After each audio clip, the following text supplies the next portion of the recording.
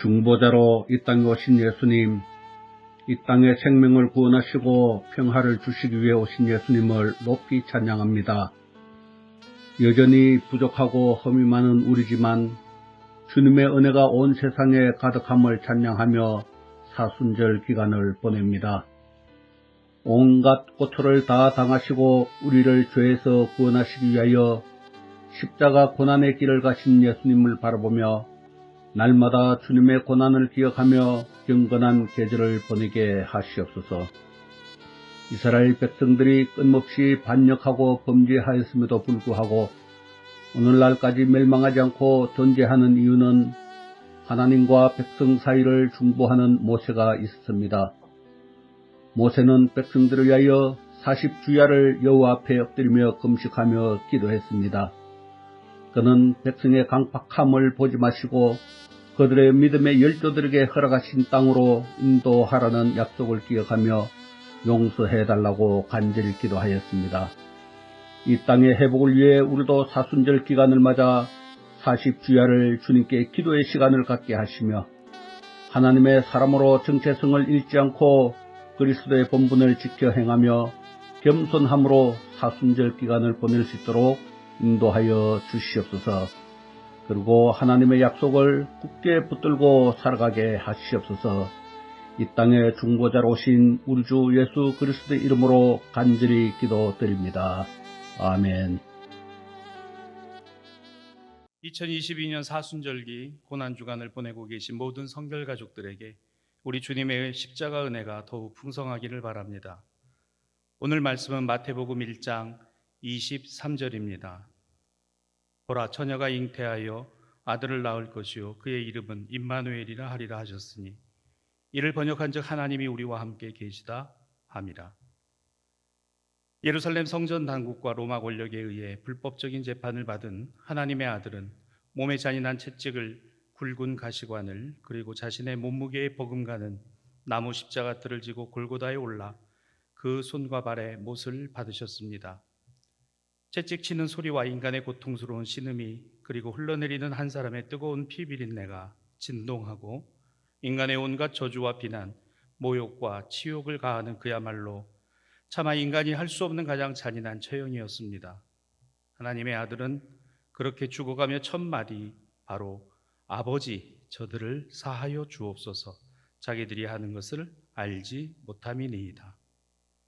예수를 죽이기 위해 그야말로 최선을 다하는 이들이었습니다. 정작 자신들이 하는 일이 무엇인지도 모르고 말입니다.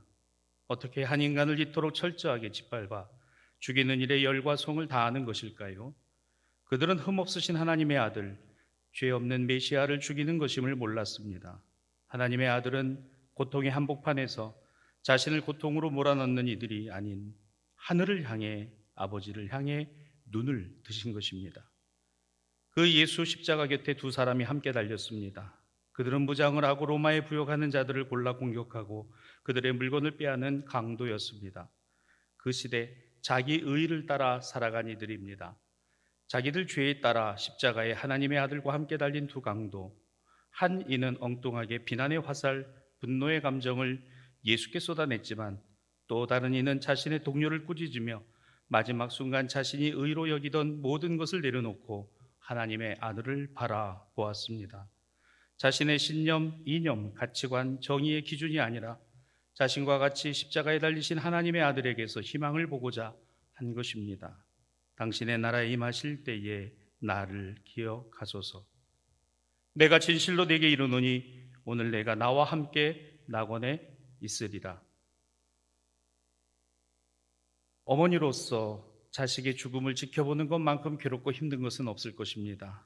아들의 살이 뜯겨지고 피를 철철 흘리며 십자가에 높이 매달려 괴로워하는 모습을 지켜보던 어머니는 아무 말도 하지 못하고 그저 눈물만 하염없이 흘릴 뿐입니다. 십자가에 달리신 하나님의 아들은 사랑하는 어머니 마리아와 또한 사랑하시던 제자에게 힘겹게 말씀을 이어갑니다. 여자여, 보소서 아들이니이다.